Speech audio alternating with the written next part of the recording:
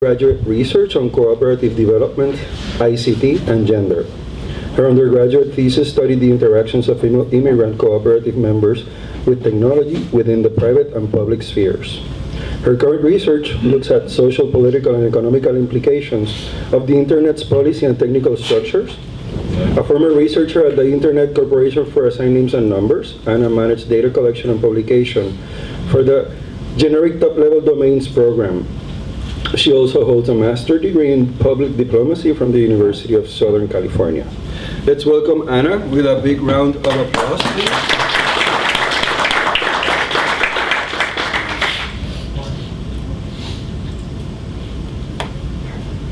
Your pointer? Some water, Excellent. Cool. All right. Good morning, everybody. I heard it was a fun night last night. So I will try and make this a fun presentation and hopefully interactive, because the topic of diversity and gender is one that has many points, and for me to get up here and talk about it for 40 minutes doesn't do it justice. So I'll real quick actually give you my own bio, because I'm sort of weird. I always like to talk about what my bio is in relation to what I'm presenting, because I do a bunch of different disparate things. So currently I'm doing my doctorate work at USC, and one of the projects that I'm looking at is I do a lot of history work. So Renata was very kind. She couldn't make it, unfortunately. She does some brilliant work around gender and diversity, and she suggested that I should come and present to you today about this topic. Full disclosure, my work right now focuses mainly on gender and diversity in the history of the internet. So I spend a lot more time in archives than with policy. So I actually deal with the paper side of the internet, which is weird. There's a lot of paper in the early parts of the internet. My goal today is to to sort of start at a very high level, and to get us thinking about sort of a framework through which to work on gender and diversity within the internet governance space. So rather than trying to go through and name every individual project that's going on related to this, what I want to do is actually think about a framework through which we can go forward and develop more, as a group. And so at the end, my plan is to not only go around the room and encourage people who are working in this area to talk about the projects so that we have them on record, right? So somebody can come back through and say, oh, this person who's working with this organization is doing this project, and then that will enable you to make these connections and have a documentation of this. But also I want to do a little sort of a brainstorm activity to make sure you understand the framework that I'm proposing today. All right, so with that, quick presentation overview. I'm going to start with a little bit about history, because that's where I work. The next is I'm going to introduce my intersectional approach to policy development. I'll get into what that is a little bit more. And then we'll do the taking action brainstorm. And I think this is a really important topic, especially in light of the conversations we've had over the last 2 days. And so I'm really excited to explore this space with you.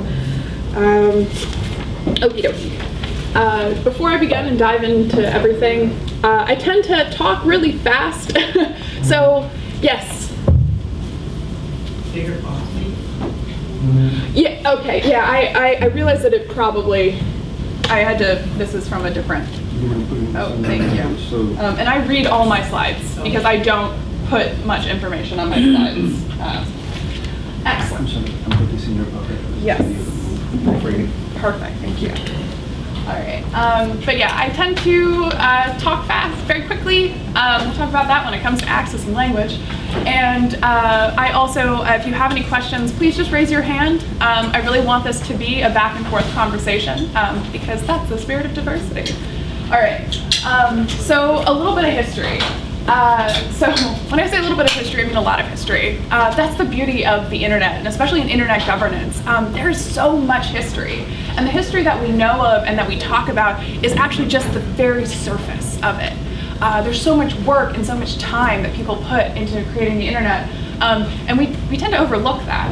And that's really the work I'm doing. And so the first thing is thinking about history versus histories. We tend to talk about a dominant history, right? The history of the internet. But a lot of the work I do argues that there are a lot of different histories, plural, that go into making the internet. And not only the history of the rhetorical construction of internet history, so thinking about when we use the term pioneers, what are we actually saying? Or the founding fathers of the internet, right? What kind of narratives are we valuing? but also thinking about history globally, regionally, and locally. And some of the work I'm doing is actually looking at the histories of sort of the internet, sort of how they came to be regionally and locally. So I've done some interviews around the world talking with people about how the internet came to be in different countries and in different regions. Cool, thanks. And so this is something that I think about, because a lot of the times when we think about internet history, we think about it as progress. And progress isn't always good for everybody. And so thinking about history through an intersectional approach is really important, because it lets us reflect, right, on how we understand ourselves, and hopefully as we go forward, sort of remedy these problems. And so I always refer to this painting by John Gast about American progress, and you see, right, this woman who's the American progress going through the frontier, and she's bringing the train, and the telegraph with her, and that's this idea of what progress is. But then if you look sort of on the left side, or on the right side, your left, you see Native Americans and indigenous peoples and the environment running away, right? And so this really captures this understanding of what progress is and how we understand history for me. So this has really driven a lot of my work. And if you're familiar with science and technology studies, you'll know the centrality of this painting. So International Women's Day was yesterday, but it's always every day for me in the work that I do.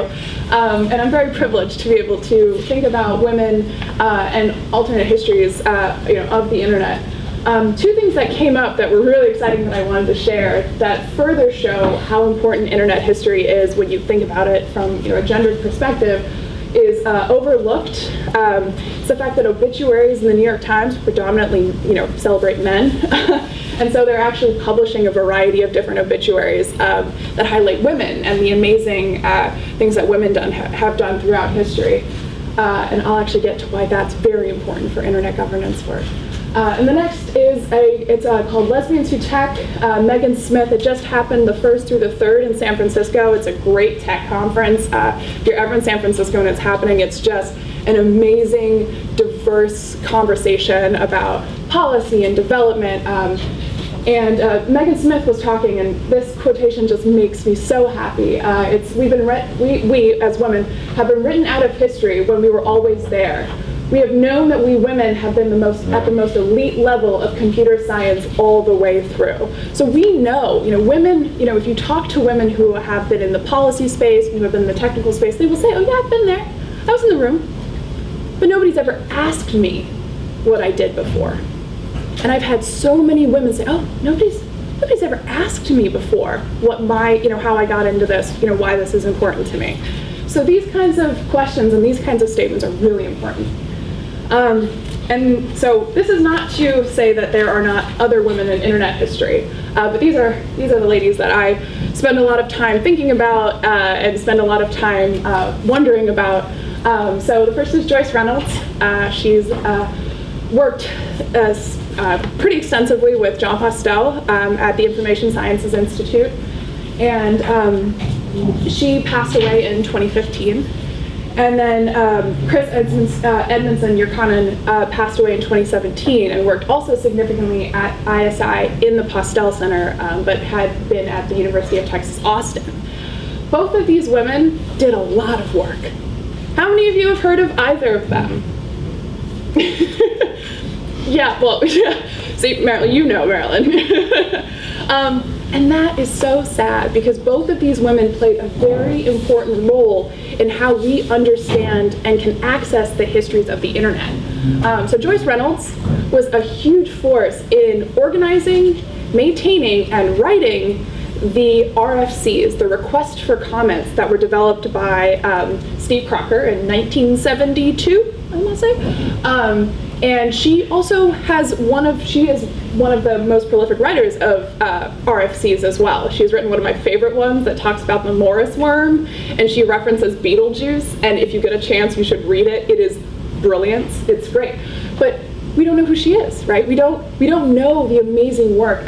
We actually found a retrospective after John died that she wrote, and the two of them would work side by side in at ISI, and they'd get emails because they would sort of send the same emails all the time, and somebody would email them and say, "Is this John or Joyce?" And John would email back, "Yes."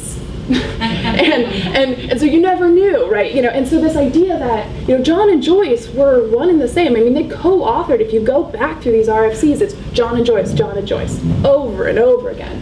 But we don't know who Joyce is. I mean, we didn't. It wasn't even circulated on the list that she died until 3 weeks later. And that's not great. Chris Edmondson Buchanan, she passed away in June of 2017, so very recently.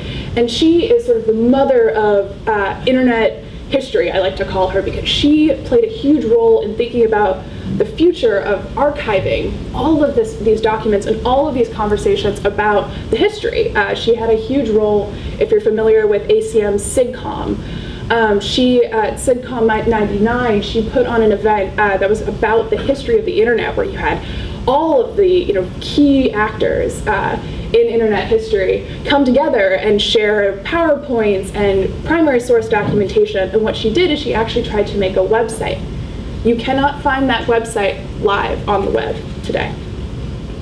You have to go through the Wayback Machine to get it, and most of the actual documents are unavailable.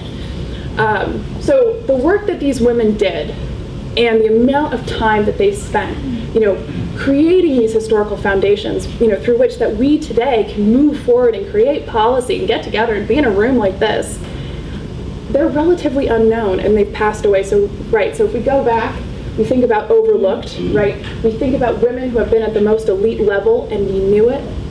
This is a huge issue. And so my hope and the work that I'm doing is to try and remedy this problem so that we include these diverse histories. And this is just of women. So shameless plug, I'm presenting on Tuesday some of the research I'm doing. I'm looking at a framework for collecting and analyzing what I'm calling global internet histories, and thinking about history through different sort of parallel narratives when it comes to governance, infrastructure, and protocol. And then these are questions to ask people. So it's even questions to think about gender and asking women, like, has anyone ever asked you this question before? It's my favorite question to ask at the end of the interview, because everybody always says no. Nobody cared about how I got into this field. Nobody cared about how difficult it was for me to raise my kids and to go to all these conferences. So it's really exciting, and so shameless plug, if you're interested, come visit me on Tuesday. So really why I'm here today, not to talk about history because I could do that for days, is to talk about an intersectional approach to policy development. My hope today is, I'm going to make sure I'm doing time.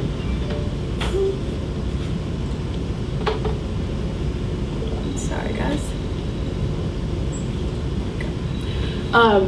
Is to think about how we do policy development, but think about it in a way that will help us promote and encourage diversity. So this is from a great blog that's on genderit.org, which is a fantastic blog. I encourage all of you to spend as much time as possible on there. And it's by Beatrice Martini. It's called An Intersectional Take on Technology, Rights, and Justice. And in it she writes that adopting an intersectional perspective is really beneficial. I completely agree. You should all do it. And hopefully by the end you'll agree with me. And then different forms of oppression and privilege interact differently in people's lives, right? We all come to the table with different oppressions and different privileges that we have and that we face. And this concept is not only theoretical. So when you think about intersectionality, if you're familiar with it as a theoretical concept in feminism, you probably think about a bunch of feminists around the room, like, sort of hanging out and just talking about, I don't know, Buffy the Vampire Slayer or whatever. And it's very theoretical, right? But she argues that it's also very, powerful when thinking about strategy and policy. And I agree. And so my goal today is to try and help us think through and start to develop an intersectional approach to policy development and internet governance. All right. So intersectionality. I'm not going to read through this. This will all be available online. I also have at the end I'll quickly go through it, a reading list that is all women and gender nonconforming people who write about tech, so people who we don't actually read very much about. So you can go through there and read all about this stuff in more detail. But one of the main things that having this approach will help with is that we think, not only will we think about what we declare, but we'll think about things that we actually take on and analyze, right? Because it's really easy to say, yeah, I'm going to do an intersectional approach to policy development. But then if you take this intersectional reflection points and you go through there, you go, wait, I really only looked at gender and maybe knowledge and access. But I didn't talk to anybody under the age of 18.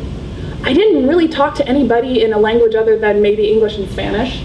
I certainly didn't talk about labor and I forgot about LGBT people. Right, so if you take this framework, what you can do is continuously reflect on the policy work that you're doing to make sure that what you're declaring, right, diversity, is actually being realized.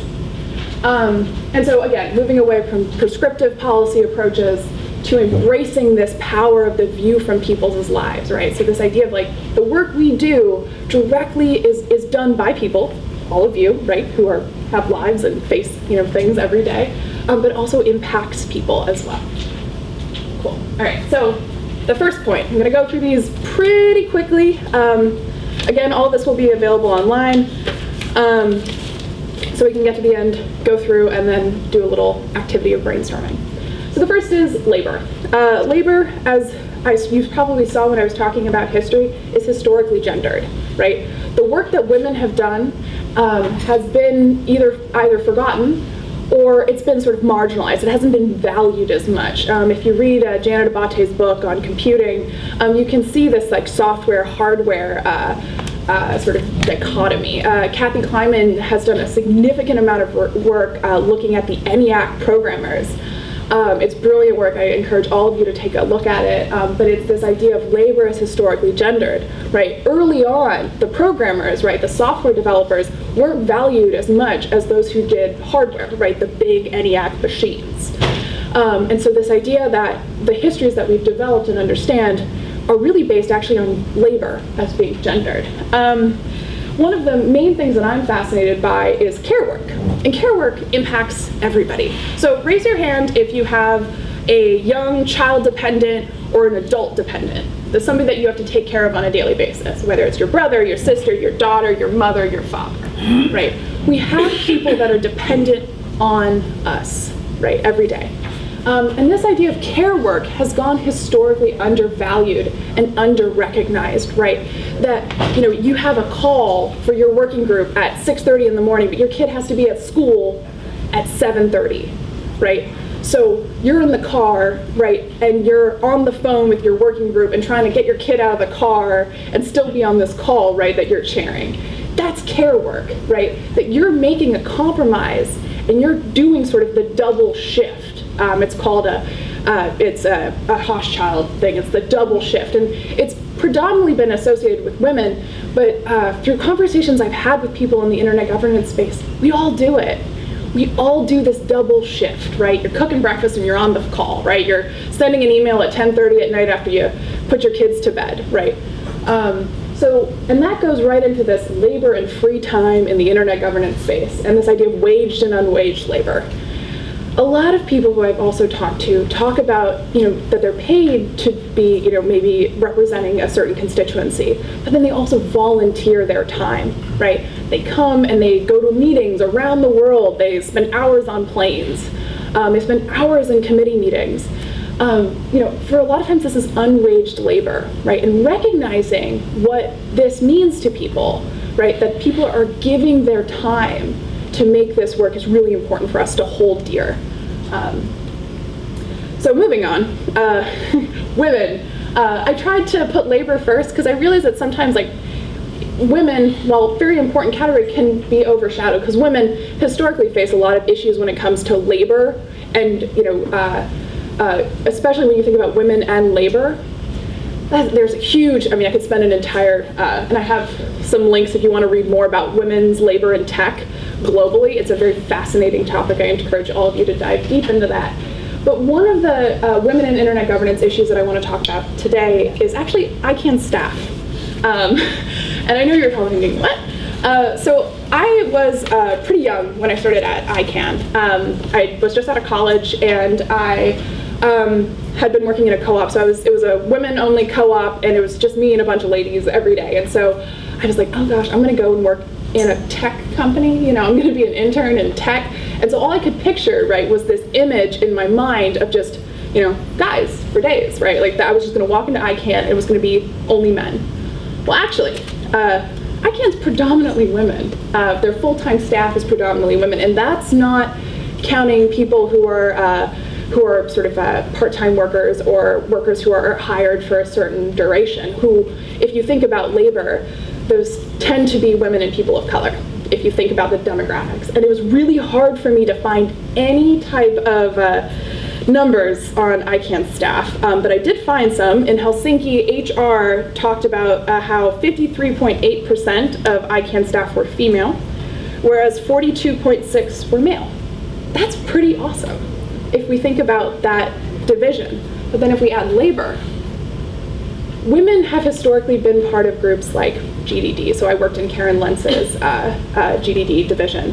And I spent a lot of time predominantly with women who were organizing, maintaining, facilitating, right, calls, right? These are the people who facilitate, organize, upload, write, right? So if we go back to Chris and Joyce, we see this trend, right, of women who have spent a significant amount of time doing this kind of labor that, isn't the technical labor, but it's the labor that forms the foundation of the work that we do today. Again, thinking about care work, mothers and internet governance is one of my favorite things. Talking to moms who have brought their kids to internet governance meetings is the coolest thing. I always imagine, I know Kathy brought her kid to internet governance meetings, but thinking about, right, the sacrifices you have to make as a parent, especially as a mother, because you may not get the time off that you need, especially if you're doing unpaid labor, right, within the internet governance community, right? So you have a kid, you have to afford your kid, you have to have a job, but then you also want to keep working within the ICANN community, right? And that may be unpaid labor. So thinking about how motherhood can really impact women. This is especially true, I don't know if you saw in the New York Times, beginning of February, it's been reported now that women having children significantly impacts their earning potential compared to men globally. And so this is important to recognize, right? Especially if you're balancing an unpaid and paid, work within the internet governance space. Finally, I'm going to just briefly go through this because this is a really intense topic that I could spend a significant amount of time on. Is the Me Too era. If you're not familiar, the hashtag Me Too movement emerged out of allegations against Harvey Weinstein for harassment and assault, and other powerful actors within Hollywood. This is now spread to the tech community, to government, to academia, and it's really the one thing I'm going to leave you with about the Me Too era is support women.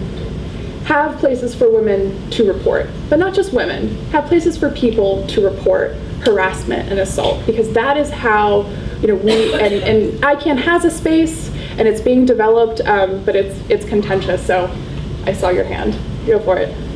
I just wanted to make a contribution because the Me Too hashtag was because of Harvey's thing, but there is actually a woman in New York who has an organization called Me Too, and she's been working for 15 years. Yes, thank you. Sorry, I know. I appreciate that. Do you have the name? Can you add it to the record? I can. Okay, it, yeah. We'll do it at the end. All right, great. Sorry, I'm really big about making sure you can search the record because I do archives, so self-serving. All right, so moving on to LGBT. Joranna Burke. Okay, for the record. All right, and so moving on. This is all based off of some inspirational work I talked to Renata about, where she looked at women and LGBTQI people. That's lesbian, gay, bisexual, transgender, queer, and intersex people. And she did a lot of work at this event that looked at expression online, safe spaces online, harassment online. It's a fantastic, they have a very good Diplo overview. But one of the things I wanted to just briefly talk about is how the internet has become a space for LGBT people to feel safe and to form community that they didn't have before. And I always like to tell this story of a friend of mine in Baltimore. he spent a lot of time, so back in the late 80s, early 90s, there was a bar in DC, and at night, it was rumored that it was a gay bar, right? And he wasn't sure. He was like, oh, maybe I should go, maybe I shouldn't. So he would drive every night, and he'd park outside of this bar, and he'd wait, he'd look, and he'd say, I don't know, maybe I'll go in, but I could find my community. I could find, the people who are like me, or I could get beat up, I could get hurt, and worse, I could be killed, right? So for weeks, he just sat outside this bar waiting. Finally one day he got up the courage and he walked in, and it was a gay bar. So and he found this community, but he spent all this time waiting and thinking and worrying about this community.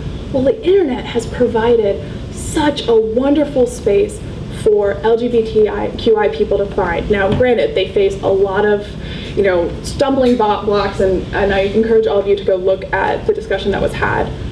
One second, I'll get to you at the end. But it has formed a space for people to create community online, whether it's meeting people, whether it's sharing images, where it's sharing culture with each other. Tumblr is my favorite place to think about LGBT youths finding support systems and meeting each other across national borders. It's a really powerful space. So the internet as a space for LGBTQI people is really important. And I don't think we've engaged enough with them as a community, and that we can continue to do better and provide spaces for them where they feel safe, not only in the policy-making space, but also broadly. You had a question? Yeah, I have two questions. When you talk about the Me Too movement, since I work in the cinematography business, Harvey Weinstein wasn't the first one. Actually, there's a non-ring, and it has to do also, there's an allegation now come forward of director Bryan Singer. You guys might know him because he did the first and second X-Men, and he also did Unusual Suspects. Within your research, my question is, when we talk about diversity, we're not really also, I don't feel that the community is also talking about males and rape and harassment. I feel that we have I understand me being a childhood victim of sexual abuse. I know that we're talking a lot about women, but I'm concerned about the segregation within males.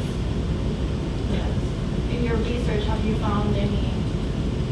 So you're referring to within the internet governance policy community? Internet governance and tech. Yeah. So there's a lot more to do with thinking about sort of harassment generally, and making spaces of sort of making these tech spaces acknowledge that harassment takes different forms, and it takes gendered forms, right? The harassment that people who identify as women face may be different than that those who identify as men face. And so there's a lot of conversations going on within the internet governance community. It's a different conversation. And so you and I can talk a little bit more about sort of the minutia of that. Yes? It's just a comment. I was at an event to support the LGBTQ community, but in our city, the word queer is not used. It's seen as a negative word. So I turned around to the organizer and I said, Q? Right? Because they're supposed to know. And she says, oh no, it's not, we don't use the word queer. I said, good, because we don't use it either.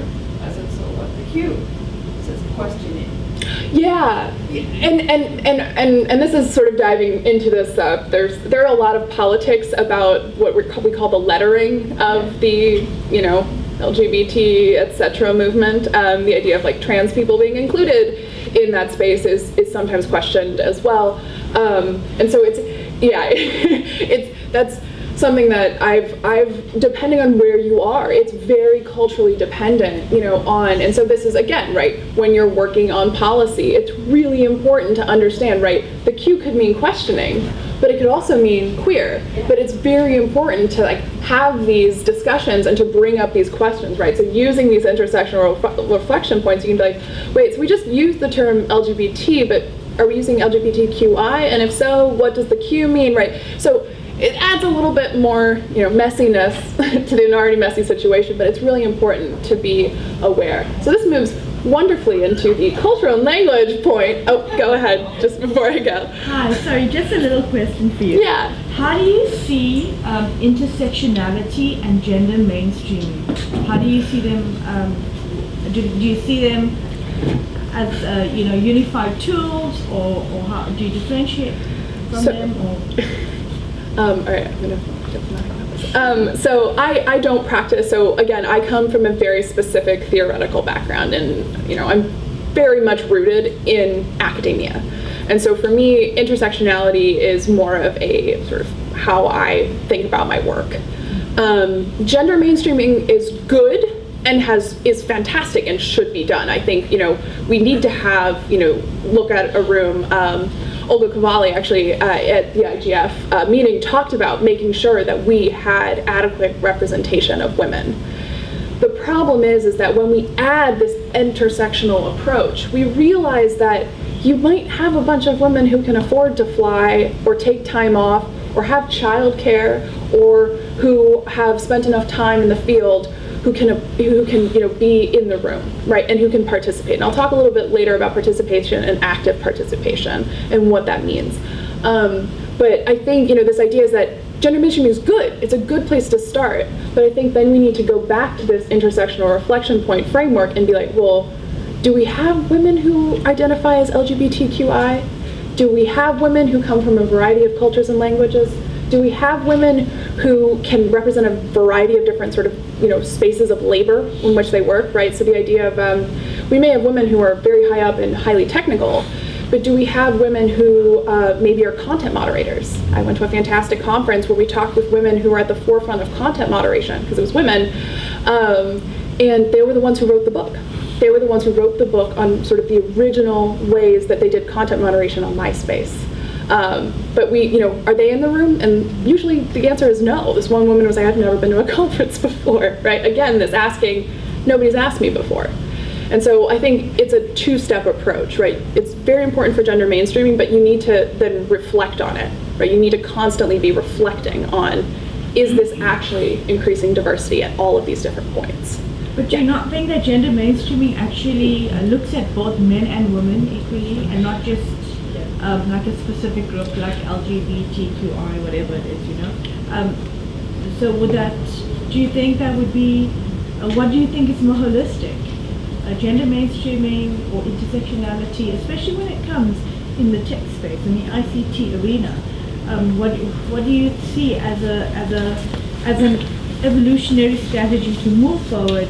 Yes, we acknowledge that women have not been recognized before, but moving forward, what would in terms of your research, what would you recommend? Incorporating gender mainstreaming strategies, or unifying them, or separating them? I think it's context dependent as well. Like if we think about the spaces in which we want to enact different changes, right? So if we're thinking about maybe, I don't know, I'm gonna go back to my ICANN staff thing, right? We don't need more women, but we may need a more diverse sort of set of opinions within staff, right? And so I think it's context dependent. I think some places we need gender mainstreaming. We just need women in the room. It's this whole question sometimes where you ask, where are the women? And I think that's a good first step, but it's context dependent. But I think overall it's a good first step. But I work a lot in sort of my friends do a lot of work within the transgender space, right? And people who are non-gender conforming. So where do they fit? Right, where do they fit in, sort of gender mainstreaming, right? Are they folks who are going to be counted as one way or the other, right? Do they get to be part of the represented? So that's why adding these other points allows for a more holistic approach, because exactly. But you need to start somewhere, right? So my whole point is that you need to start somewhere, and we should start somewhere. So if it's gender mainstreaming, but then always be reflecting on, well, we have no, people who identify as queer. So I think it's really important for us to continuously reflect on the work that we're doing to make sure that the steps that we're taking forward aren't repeating the same over and over again. Yes, go ahead. So I wanted to ask, within your research, are there any variables as to why women are not choosing maybe STEM careers, because the World Economic Forum just do a lot of statistics. So I'm wondering if there's any variable outside, the rhetoric that we keep hearing told by researchers. Yeah. So I'm gonna be really lazy and sort of cop out of that one. But no, I have a great slide at the very end, which is I have a bunch of books because I default to people who do more brilliant things than me, who have been in this field longer than I have, and I would suggest reading Janet Abate's book about women in computing. It's a fantastic look at sort of the 20th century. But there are also a book just came out called Broadband, which is the history of women in the internet. It just came out like 3 days ago. It's sitting at my house, so I haven't read it, but my friend got an advance copy and she says it's fascinating. So I have a list of books that are global and that are written by gender non-conforming people and women, so this is a great way for you to interact, and it's at the very end. Again, moving on to culture and language, I'm going to try and wrap this up more quickly. Anyways, so first of all, we've seen this week English as the dominant language of internet governance. This is a point, and I know there's a lot of discussion. Things about thinking about board statistics. The ICANN board is an interesting space where English is actually the dominant language of or the first language of most people on the ICANN board in amount of time spent on the board. And so, what does this mean for who can be in the policy space? What does this mean for people who can, be active participants in the policy space? I got called out at my first ICANN meeting because I talk really quickly.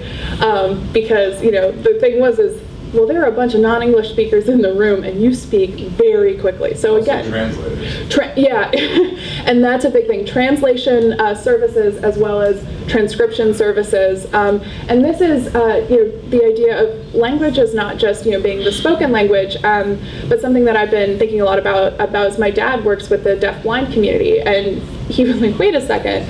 There are no sort of there's no people who sign during these meetings, and the transcription services occasionally are not great, or they're slow, or you're behind. So, right, this idea of participation versus active participation, if you're waiting for the transcription service to catch up, right, you've maybe missed a whole conversation. And then that makes it difficult for you, maybe in a public forum, to raise your hand and participate. So language isn't just, do you speak English, but it can also be about, ability, right? And so, what other, are we thinking about it more broadly rather than translation, but also transcription is very important. And then finally, we've talked about this. I was really excited to hear about this, linguistic differences in governance. This is really important. The way we say things, the meaning behind words, right? I always go back to the word pioneer, right? Depending on who you talk to, that's not a great word, right?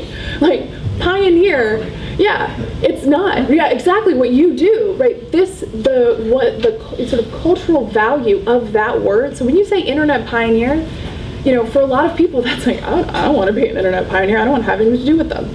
And so, but thinking about what narrative framework that has created for the way that we think about the spaces in which we work, right?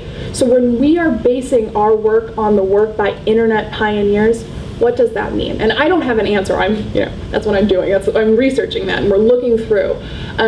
But fun fact, actually, the term pioneer was introduced by Bolt, Baranchek, and Newman in the mid-90s as a way to market their role in the history of the internet, because they felt like they were losing out. So in the mid-90s, their marketing director decided to brand them and the people affiliated with them as pioneers. So it's really interesting, right, how this word has been used and how we continue to use it today. It's used constantly. You can go back through news articles, and it just continues to be used. And it's really important for us to reflect on the linguistic differences, not only in how we say things, but the cultural differences in what things mean. All right. Yeah. Go for it.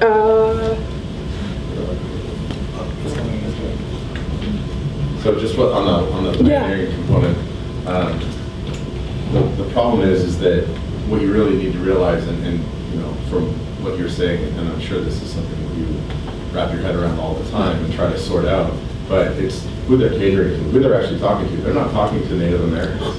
No. They're not catering to Native Americans. They're not even considering them in the equation. So pioneering is a very good marketing effect for their audience, their target audience. They don't care about the population that may be offended by it. So there's that. Yeah, no, and that's perfect. Yeah, and it relates back to this. The marketing director of Bolt Baranchek Newman, he came up with that, right? So it was a literal marketing term, and they pander to the people that they want to include them. And again, it's who's writing the histories and who's going to be buying these histories again.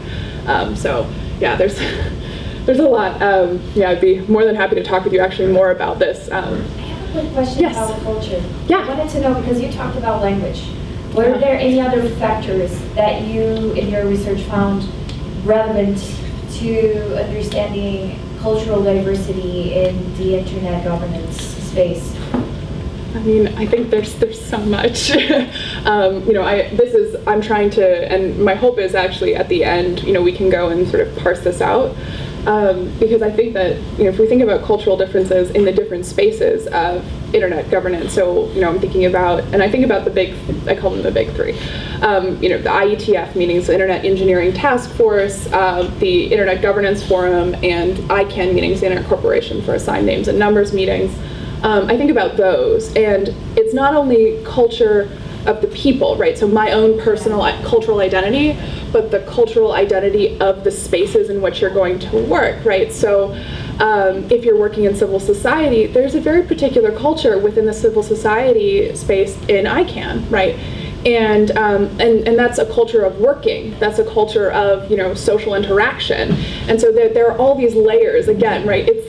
It's messy. I mean, this is the thing I keep going back to. Is like, how do I explain something that's so messy? But I mean, I think that's why I'm here, and I think that's why a lot of people are here. Is that it's not this easy thing, right? Internet governance isn't easy. It's actually really difficult. And my hope is to use this framework for us to help us sift through, right, all of these layered sort of, when it just comes to culture, right? So that's a bad answer for a really great question. Sometimes language is actually used not to include, but to exclude. And so that's part of, what is the intent of any given space? Do they want to include others, or is this language being used to not, so that's the other thing.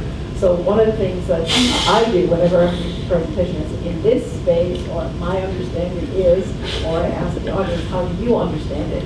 So that they're included and that it can all come together. But it's a matter of inclusion and exclusion. It really is, yeah. And again, this goes to sort of practices of governance, so not just like doing the, sort of the policy making, but practices of.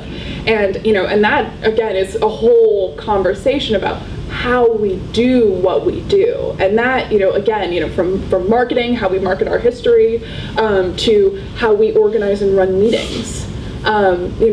About, a thing about labor. You can go all the way back to labor. We could do a thing at the end where we talk about how we would organize a working group meeting, right? And thinking about diversifying the working group meeting. Just one tiny little thing, but it's actually gonna have a huge impact, right?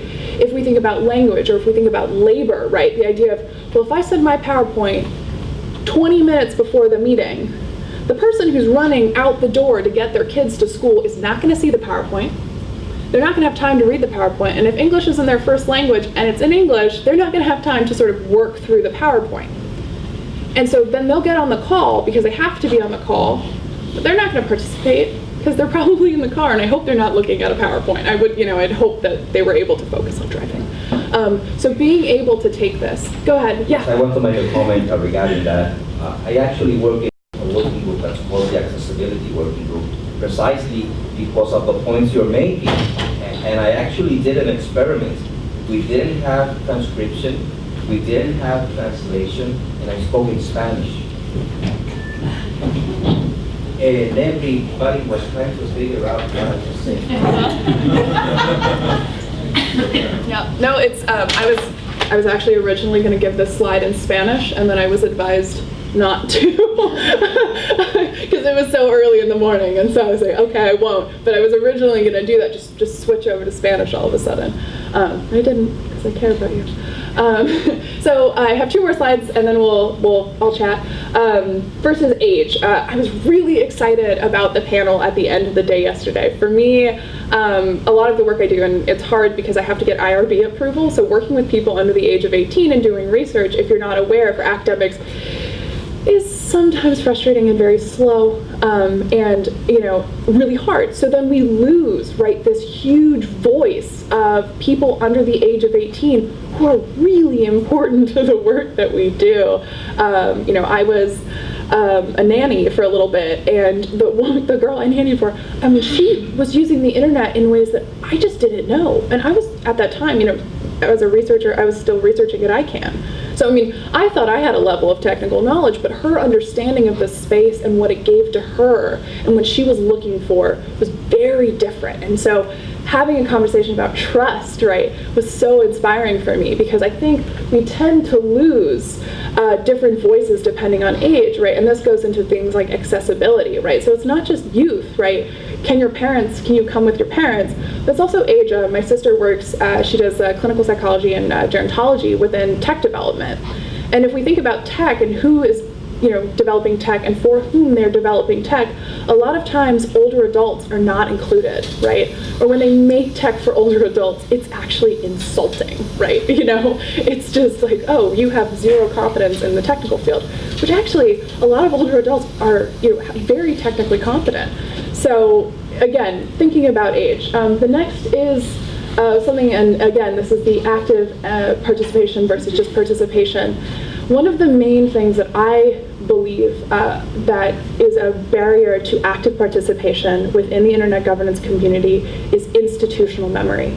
We are not sharing the profound and inspiring histories of people who have spent a lot of time in this space, who know how things work, who understand the messiness of it. We're not, we have the fellowship, which I think is fantastic, but when we think about like IETF, there is the ISOC fellowship to IETF, but really having spaces where people can one-on-one engage with mentorship to learn these the institutional memory.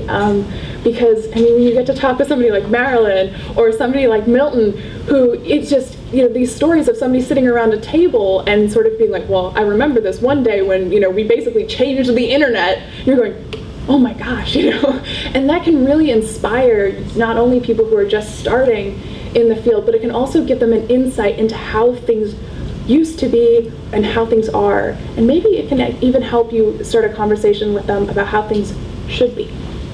Right, so it gives that space for not only recognition of the hard work, but also for development going forward. Last one, knowledge and access. One of my professors always says, when we're talking about surveys, location, location, location, randomize, randomize, randomize, when he talks about your sample. And I was thinking about this, and that's sort of what we need to think about, is it's not just location, location, location, right? This idea of context and space and time, but also randomize, randomize, randomize. Randomize, randomize, randomize in the internet governance community means diversity, right? Your sample isn't good enough if it isn't random, right? You want, that's the ideal sample. And so what we want is to randomize. We want diversity, right? And diversity, in order to have this sort of random sample, you need to think about location, right? And then that goes back to access, right?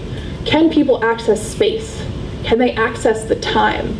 And these are all things that I've been studying. I do a lot of stuff. There's something called the double digital divide that was developed by Bonfideli here, and it was looking at internet as media, right? So thinking about things like Facebook and Twitter and sort of platforms. And I started thinking about it in terms of internet governance. Because I think that there's a double divide within the internet governance community when it comes to knowledge. So, how do we think about this divide, and how might we measure these skills? And I'm still working through this slowly, but I did a pilot study a little while back just on the United States. So, think about that's the context of where my data is coming from. And I found that some interesting results. not all of them were significant, so that was great. But those with higher levels of information navigation, right, so they can find things, didn't have the information on hand, but they knew where to get it, right? So their scores on the quiz about internet governance were actually pretty low. But then when they were given the chance to go back and to find this information, they knew it. Whereas people who didn't have, high levels of information navigation, they were like, well, I don't know, and I won't know. So there are these two levels, right? Can you find it? And then, can you know it? And then there's a third level about participation, right? This idea of active participation, but I'm not measuring that. Those with registered domain names were more likely to have a greater knowledge about internet governance. Interesting, but not surprising. But then the most interesting was there was no gender difference in internet governance knowledge. Women didn't know more than men. It wasn't significant. And I found that really interesting.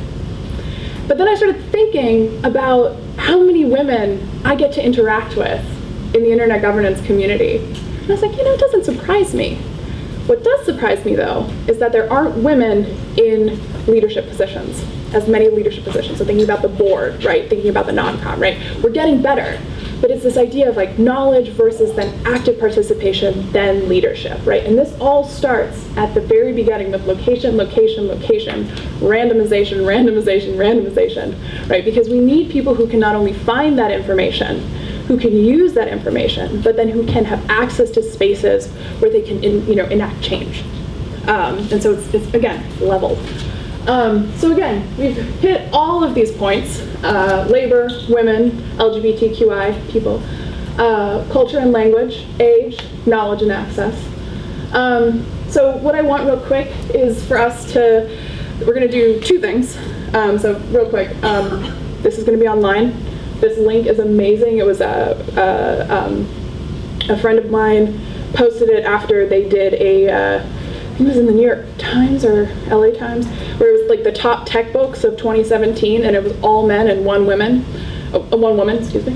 And they put together this syllabus that was all the brilliant women working in tech, and it's the gender non-conforming and women people writing about tech syllabus. It's fantastic. It's got Twitter handles, it's got links to books. I picked out some of my favorites. There's the Mar Hicks book, Sophia Noble's book, Claire Evans is the brand new book that just came out, and Arita Amurte's Encoding Race, Encoding Class, Indian IT Workers in Berlin is, like, I encourage you all to read it, it's fantastic. And then of course Janet's book. And then I have a variety of different organizations. So what I'm gonna do now is I would like to go around the room and actually encourage people who are working in this space to give me like a real quick summary of who you are, where you work, and what projects you either need help with or want people to know about.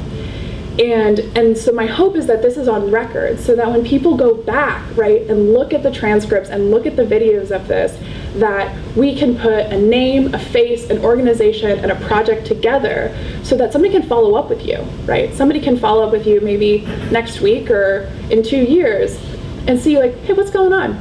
Because this is the problem that happens, right? That people do amazing work, and I know that this is going on in the room, but you don't get the recognition and it doesn't get noted. So whoever has things, okay, we'll do a question and then, yeah. So I am really interested about your work. I'm so glad that there's a woman doing this kind of research. I'm going to give you some facts because I'm kind of concerned about something and I want to kind of talk about this. So when we talk about tech, especially now with applications, and I guess you can say the millennial generation, there's a symbiotic relationship between the investors in the entertainment industry in Hollywood and tech.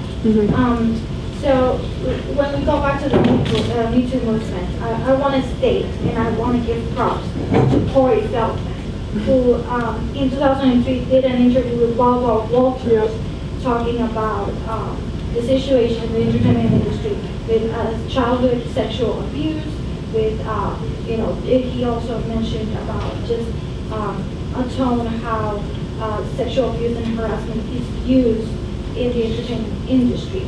Now, at the time, Ms. Walters, and I quote, said, about his statement, "You're damaging an industry."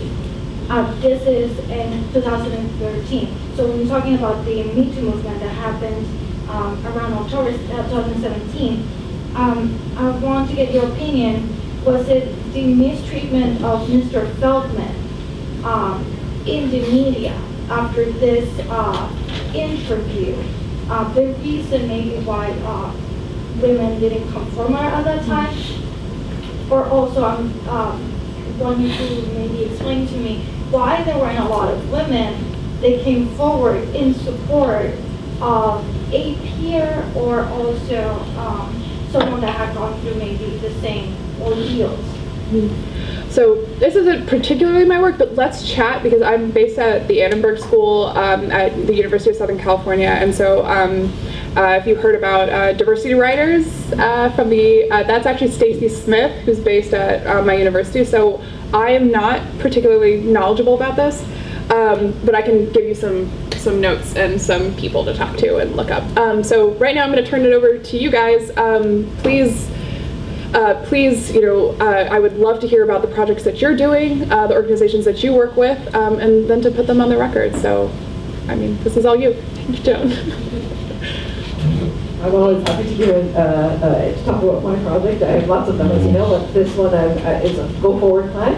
So my name is Joan Kerr, and I run an organization called the Foundation for Building Sustainable Communities. And we have a project called the Victory Garden, which we've been running for 8 years. And one of the problems or issues that came out was people would ask all kinds of questions, not about the harvest, but about how to grow. So we were concentrating on the actual food and the harvest, but recognized that there was this horticultural missing gap that we had to address. So we started to create demonstration gardens. And out of that came an even bigger gap, which was, how do I do this then? So we've created the Victory Garden Institute that will be going worldwide to teach people how to grow food in their region. But more than that, using technology and having them share their experiences and share their different regions on how they're growing things and talking to each other and develop a marketplace for trading as well. Fantastic. And can you repeat the name again of the group? It's the Victory Project? Victory Garden. Victory Garden Institute. Okay. Anybody else? Yeah.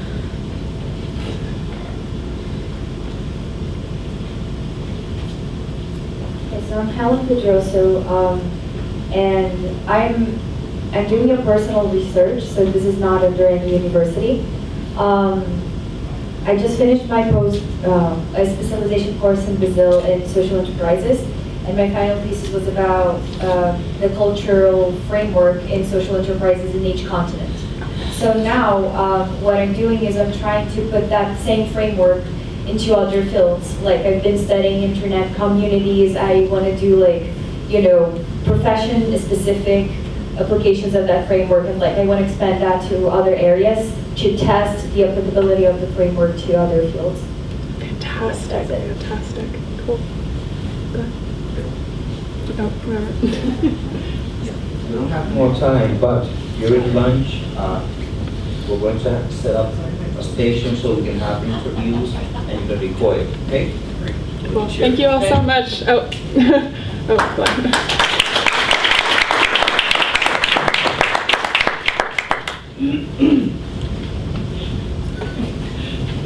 Sorry, what were you? Let me just share with you, Morello is, as you